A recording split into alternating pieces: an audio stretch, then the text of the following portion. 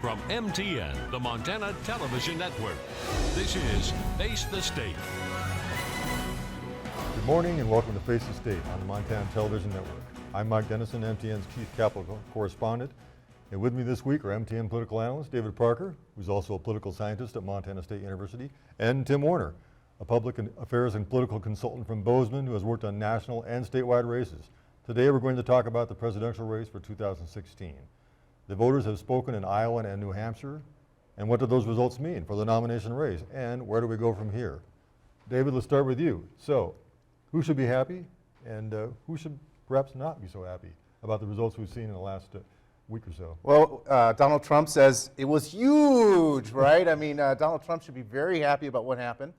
The Republican establishment should be very sad and very scared. On the Democratic side, obviously Bernie Sanders should be fairly thrilled with his very close loss to Hillary and massive win in New Hampshire. And Tim, how about you? If you're talking to the campaigns of these people, who would you be saying, you need to step your game up, and who would you be telling, this is great? Yeah, well, I'm sure that inside the Hillary Clinton campaign team, nobody sat down and said, let's barely win Iowa and let's get blown out in New Hampshire, and that's going to be a good start for Hillary Clinton. This could easily be kind of a deja vu experience, just with a new twist with Bernie Sanders, bringing so many ideas to the table and really appealing to people in a way that was not predicted. So as they go into South Carolina, as they go into Super Tuesday on March 1st, the Clinton campaign, they're firing people. They're looking for new messages. They're looking for new ideas that might breathe some life into the Hillary Clinton candidacy, but also it's probably kind of hard to find people because there's a lot of folks that are working for Bernie Sanders, either volunteering or really talented people that are already on board with Sanders. He's got the upper hand right now. What about on the Republican side? Which candidates are in trouble, and which are perhaps going to be the ones that are going to be going to the final race here? Yeah, well, David talks about the establishment candidates, and when did we start talking about establishment candidates? It's really when these candidates come out of nowhere, people like Trump, who haven't really been establishment candidates as much, and they start appealing to people that are on social media, people that are paying attention and watching and really taking into account what is being said on the campaign trail in a way that it's not being spoon-fed to them by television ads. Jeb Bush spent over $40 million on TV ads, right, and he's moribund as a candidate. You no longer, in a primary especially, high information voters, you cannot rely on establishment tactics. You need to go to the people and really, really work hard and be targeted in a manner that can be effective. Ted Cruz showed a very good example of this when in Iowa he was able to target the Carson voters and tell them that Carson was out of the race on the very day that they were voting, and it made an impact. So those tactics that were kind of classically innovated by the Obama campaign of targeting those voters and getting out the voters that you want is really what is kind of happening in these primaries now. Of course, we're talking about these two primaries, Iowa and New Hampshire. Let's talk about why are they so important? I mean, we have scores of primaries coming up with way more delegates. Why do we care that much about Iowa and New Hampshire? Because it's the first time the voters go to the polls. This is where historically candidates have put a lot of time, effort, and resource. This is when the national media attention is paying close attention to these. And the candidates, what they do is they spend a lot of effort building their ground games and spending a lot of money and to try to make impression. It's also a place where a lot of those retail politics can matter, even if you don't have a lot of money. So historically, if you look at Iowa and New Hampshire, collectively what they do is they winnow the field very quickly. And it's actually also very hard to imagine a candidate not performing well in Iowa and in New Hampshire and not becoming a nominee. And that's the situation that Trump finds himself in right now. Second place in Iowa and first place in New Hampshire. Historically, he should be the nominee. And this is really strange. I mean, this is strange at so many different levels. Let's talk about when has the Republican Party nominated somebody like Donald Trump, a businessman with no political experience. Wendell Willkie, 1940, and he got killed by FDR in that election. Yeah. So this is really strange. Yeah. And you mentioned money. Let's talk a little bit about money. I mean, money does matter a little bit. I mean, I look at the money of Bernie Sanders and Clinton, and I mean, they're fairly even in cash in the bank right now. And of course, Bernie has no super PAC, but how much does money matter here as we go forward with both Democrats and Republican candidates? Well, I think it goes back to the establishment versus what is a modern campaign. In Hillary's case, she is the establishment candidate. She's got a lot of people lined up and she's raised a lot of money. The surprising thing here is that Bernie Sanders can raise $20 million from grandmothers and young people at $5, $10, $25 a time. The money story here is Bernie Sanders and his ability to stay alive in this campaign with a massive amount of resources that nobody anticipated him having. It's not a surprise that Hillary Clinton has money. It is stunning that Sanders has the types of resources and the people behind him that he does. And it's putting the Clinton candidacy to test. Now, of course, in the GOP race, the man with the most money in the bank, I believe at the end of the year, in his campaign at least, was Ted Cruz. And behind him, I think probably Trump and Rubio.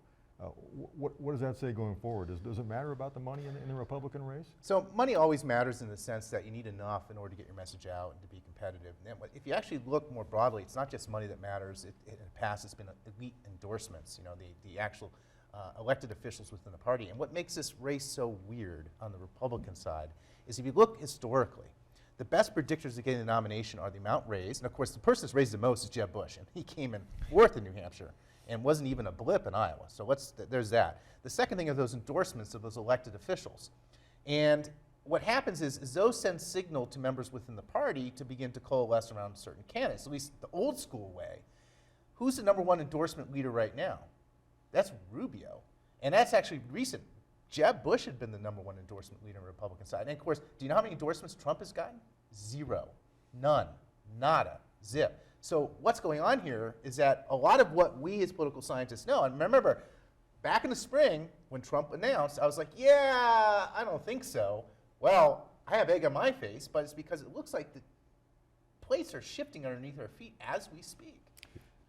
Yeah, we look at the two candidates we're talking about the most right now are Bernie Sanders and Donald Trump. Mm-hmm. And I think maybe a year ago, no one was talking about them hardly at all. What do they have in common, do you think? Why are they kind of surged to the front here, at least in these early moments? Yeah. Well, I think on the Democratic side, primary voters for the Ds are looking for ideas. They like new ideas. They want to see things fixed. They're not entirely happy with what happened during the Obama administration. And Bernie Sanders is coming to them with new ideas, fresh ideas, cool ideas. Obamacare is a good example. Hillary Clinton likes Obamacare, wants to expand on it. Well, that's not fresh and new. Bernie Sanders wants Medicare for all. Well, that gets the Democratic primary voter excited.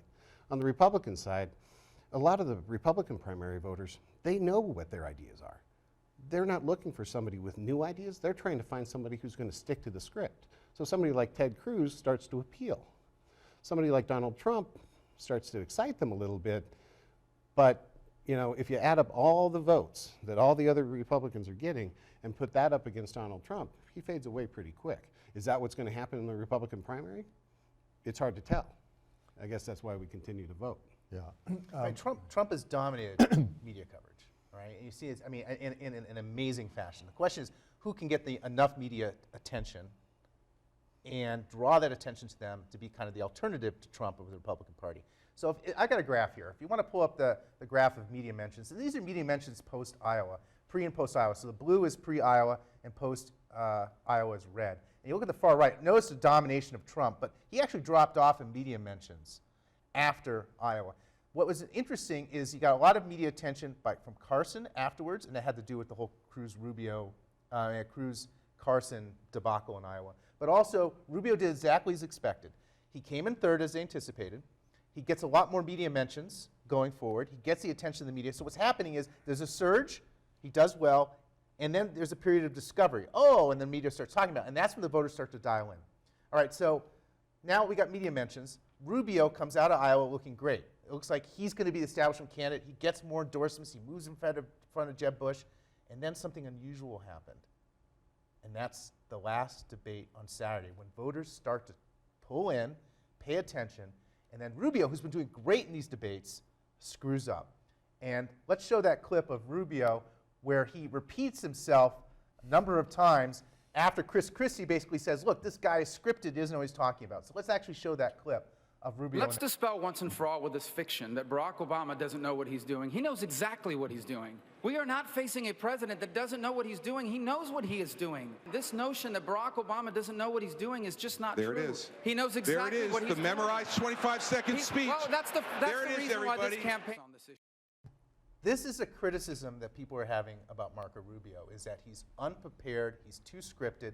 Christie attacks him, and then he just falls into the trap, repeats himself. Now, how do we know that that moment mattered? A lot of the voters who made their decisions either in the final few days or on the day of said that, first of all, the debates mattered a lot, and Rubio, only 12% of those people asked if the debates mattered said, yeah, and this helped us vote for Rubio. Who actually got the most from the debates in terms of if they decided in the last few days and the debate mattered? Trump. Trump did. And what's interesting about that debate is Trump was actually kind of modulated. Now, going back to the Trump and Sanders phenomenon, do you think it's accurate to say that one of the principles that they both kind of share is kind of a populism appeal? And both Trump and Sanders are kind of appealing to the people who are saying, I'm ticked off about the economy, things are not going well, I'm ticked off about income inequality. Is that something that is happening out there? Yeah, I think there's a lot of disruption among voters. And the underbelly of the polls tell us that there's really not a lot of certainty other than people are in fact angry. And they are disappointed when it comes to actually voting. It's not that the country's on the wrong track, they're just not sure what track it's on. And there's a great deal of concern about the economy, and I think there's also a great deal of a sense of being unsettled. And these wild races with Donald Trump and Bernie Sanders doesn't make people feel more settled.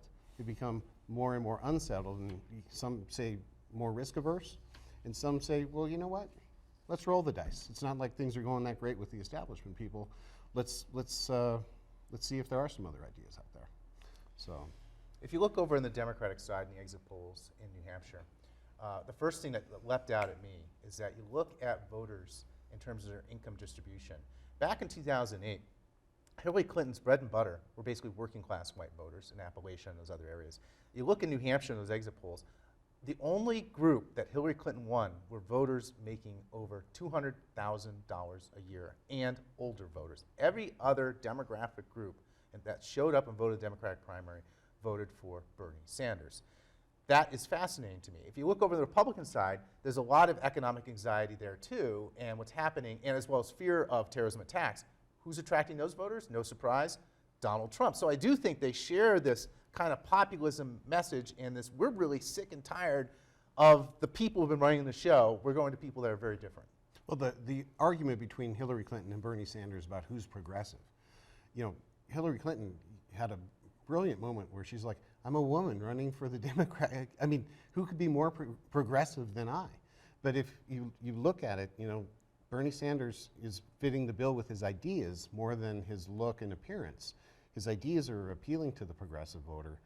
And it's, I think Hillary Clinton she has to kind of get out of her bubble. One of the best reporters covering the Clinton campaign is Ed Henry. And he's constantly trying to get questions in and constantly trying to get time with her. And they just box him out. And there's not a lot of opportunity for him or any of the reporters to actually get into what her ideas are and what her new thing is going to be. If she doesn't freshen up her campaign, things are not going to go well. We look at the coverage so far, and so much of it focuses on the horse race. And first, I have a kind of a horse race question: do you think Sanders and Trump can win these nominations? So I would have absolutely said, again, 6 months ago, and I did say on the record that there's no way I saw a path forward for Trump. But here's the scary thing. If you look back to 2012, the one thing that was very clear in the Republican race is that Romney was not everyone's first candidate, but he was acceptable broadly to all ideological groupings within the Republican Party. And he was basically the second choice. Trump, coming out of Iowa, if you look at those ideological groupings, if you were very conservative, you voted for Cruz. If you were somewhat conservative, Rubio was your guy. If you were moderate, you voted for Trump. There was no clear consensus. New Hampshire exit polls, among very conservative, somewhat conservative, and moderates. The plurality choice was Trump.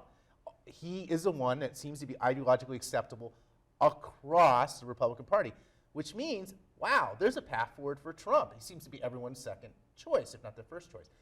Sanders' problem is that he has been in states that are friendly to him. Why don't you show that graph of the very first one of the states in terms of liberal voters and the Democratic electorate. And you look at the very top, New Hampshire and Iowa, overwhelmingly white, overwhelmingly liberal in terms of the people who show up to vote.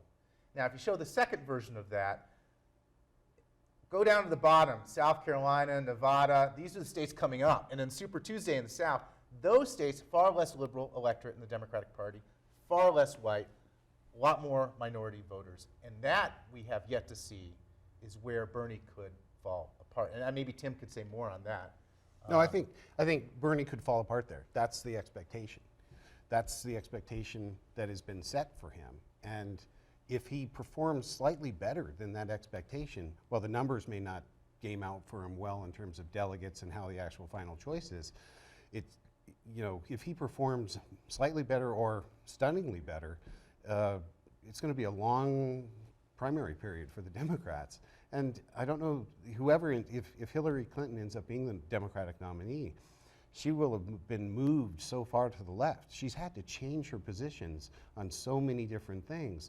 How viable does she remain for a general election campaign if she's kind of pandering to the left in order to undercut Sanders in these primaries? And that's happening. And the key question is, do minority voters, younger minority voters, behave like younger white voters, which have overwhelmingly, both in New Hampshire and Iowa, supported Sanders? You definitely see a generational shift here, right? If you look at older voters, they tend to be more happy with Hillary Clinton, and certainly among the African-American establishment, they're pretty much in Hillary's camp. If we start to see a crack in that, then all of a sudden the game is up for Hillary. You know, the second part of my question there, beyond the horse race, is if we get beyond that coverage of horse race and the media start asking questions about where do people stand, what are they going to do for the public, I don't know that's going to happen, but who does that advantage when we start hearing more about what's Donald Trump going to do? What are his policies? What are Ted Cruz's policies? What are Hillary Clinton's policies? What are Bernie Sanders' policies? How might that change the race at all? I don't think a lot, because you know these primaries are kind of a vetting process where people get to ask tough questions, and the candidates basically are given counsel to stay on message. You know, Rubio had, you know, obviously he was very, very good at staying on message, but you know, one of the things I like to say to candidates before they go into a debate is, well, don't say anything stupid. And you know, if they don't kind of fulfill the burden of proof that they're ready for this game and that they're staying on message and that they understand what it is to govern, you know, that's the case that they have to make in very small periods of time. That's why we don't get a lot of the policy discussion and a lot of the details of what, you know, some of these candidates would do if they're sitting in the White House as president. What about you, Dave? Do you think policy matters, and are we going to see more discussion of that as things evolve in the next primaries? I would say that certainly debates, I think there's been a lot of substantive policy discussions on the question, and I think actually the audiences have been pretty strong for those particular debates. The problem is, this is much more a problem on the Republican side, is that there are so many different candidates, it was hard to get into lengthy discussions. And I think that in this sense, the Democratic side has been having those discussions far more because it's just got two candidates. Mm-hmm. But I think the one person we haven't talked about that I think could be advantaged by a movement and shift in that discussion would be actually Ted Cruz. And now he's another candidate that the Republican establishment is afraid of in a big way. But here's the thing, in Iowa, among those people who said, I want someone who shares my values, Ted Cruz was the clear choice. I mean, it's 44%. But you have a very evangelical conservative voting population in Iowa, which is not the case at all in New Hampshire. But still, despite the fact that that landscape was unfriendly to Ted Cruz, you know who came in third? Ted Cruz. All of a sudden, he's going to be going into an electoral situation in South Carolina and beyond in the Super Tuesday. We have a lot of states where we have a lot more evangelical conservative voters that are open to that message. I actually think, strangely enough, that all of a sudden the race is winnowing on the Republican side very quickly to Ted Cruz and Trump, which is a nightmare scenario for a lot of the Republicans, Republican establishment party leaders in the Senate. Yeah, and I do think outside of the media spectacle, policy does matter in that we now have data on voters about what they care about, what they don't care about, how they feel. They've been canvassed, they've been called, had their door knocked, and all of that data is in the voter files. All the campaigns have access to and can target. So I think underneath the media spectacle, the targeting and kind of the tactical implementation of strategies within the campaign, you can make policies matter and try to get your vote out and try to suppress other campaigns' supporters. And that's a game that the Ted Cruz campaign knows really well. They had a phenomenal ground game in Iowa. They had a strong, they had less of a strong ground game in New Hampshire, but they have the people in place that get it. And you bet your bottom dollar that they've already been rolling that out in South Carolina. And the thing is Trump doesn't really have a ground game. Trump seems to play by rules that are completely different and only apply to Trump, which is basically blow up Twitter, say the crazier things that you can say seem to get you more attention because people say, well, he's willing to say what we really feel. Ted Cruz can do that too, but he's a bit more savvy and sophisticated in that, in terms of how he tries to attract voters. Let's go back a little bit to the horse race aspect. Let's talk about delegates and kind of this weird math of delegates. Right now, Hillary Clinton, I believe, has about 400 delegates because of superdelegates. Big lead over Bernie Sanders. Republicans are just kind of split very evenly just with those opening primaries. What's the path to the nomination, and what are the big days when we're going to see something happen in terms of delegates? Isn't Super Tuesday really the big one that's going to start apportioning things that way? Yeah, March 1st, Super Tuesday is going to be a big day, especially it's a smorgasbord for people like Dr. Parker, because all the data is going to be there, and he's just going to be very, very happy that day. But in the end, and I believe that Hillary Clinton is the type of candidate that understands if you control the process, you control the outcome.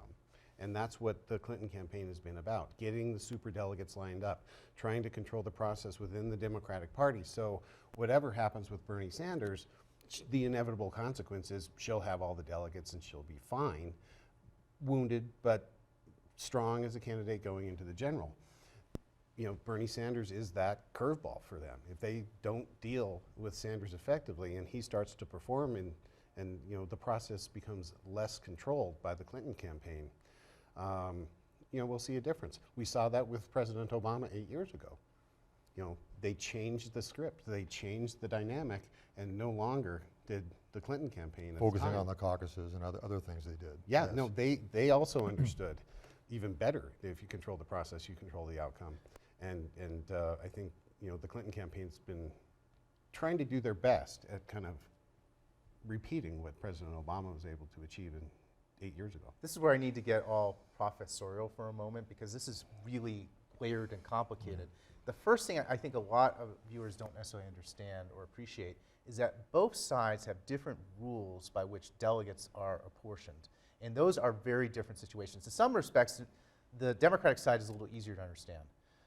The Democratic Party has national rules that basically says, look, if you're going to have a caucus, if you're going to have a primary, that's up to the state to figure out. But at the end of the day, you need to basically apportion those delegates proportionately coming out of those contests. So roughly speaking, if you get 40% of the votes, you're roughly going to get 40% of the delegates coming out of there. So that's part one. The second part of so that basically means it's really hard, even if you win big, to basically get a lot of momentum. We saw that in New Hampshire, right? So you look at the delegates that come out apportioned by the vote coming out of New Hampshire. I think Bernie won something like 15, and I think Hillary won something like 8 or 9, despite the fact that Bernie destroyed her in that state.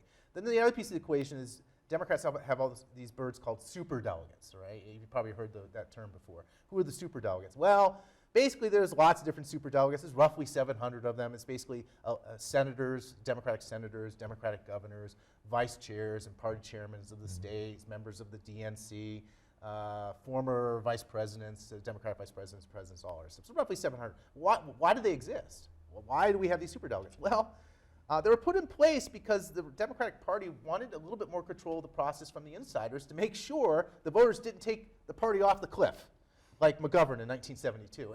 Arguably, they're there to prevent the party from putting somebody like Bernie Sanders in place, who they might see as too ideologically to the left. So right now, Hillary dominates among the superdelegates, but I'd be curious to see if Bernie can rack up a couple more wins, if that holds, right? I mean, If Oh, you're it could be very unsettling if, I mean, and we've seen it before 8 years ago, that the superdelegate process is not necessarily set in stone. Things can change, and things are changing. And I mean, that's what's going to make it interesting. And you're right, that was very, very professorial. But if these campaigns don't focus on just that, and try not to get distracted by the headlines and the Trumpisms and everything that's happening, it's really, really important for these campaigns, if they want to win, to focus on the process and how they're, what winning looks like. And it's not getting too distracted by media hype. And on the Republican side, they sort of have superdelegates. Basically, the 2 members of the Republican National Committee for every state are essentially superdelegates, but they're pledged to actually vote for whoever the voters vote for in the state, so they're not independent, right? Whereas the Democrats can be. But the other thing that's interesting about the Republican side is Republicans in the past have liked to get a nominee fast. Right. So in the past, they have these winner-take-all contests. So it doesn't matter if you get 41% of the vote, or 30, but you get the most, you get all the delegates, right? Well, but Republicans also like state control. So what they've done is they have loose rules. They basically say, states, you figure it out. But they have rules in place this year that says if the contest is before March 15th, not Super Tuesday, March 15th, states have to delegate those and apportion those delegates by some rough rule of proportionality. And in fact, most states have like a threshold. You got at least 10% of the vote before you get delegates. But after the 14th and starting on the 15th, the state can choose if they want to go winner take all. Montana, for example, chose that. And almost all the contests after the On the first ballot. right, on the first ballot. On the 15th on are winner take all. So the big name of the game here is, can enough candidates stick around, get a certain number of delegates in these events to be the alternative to Trump, and then switch it on and get the leftover, quote, establishment votes to be competitive against Trump in those winner take all contests here on out. And we have a lot of big primaries coming up, of course, in March, in lots of states.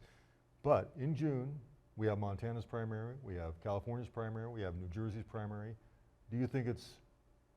How likely do you think it is that Montana's primary actually could matter in this nominating process? Pretty much 0. I mean, just to be candid, because of our size and the way that the parties have organized everything.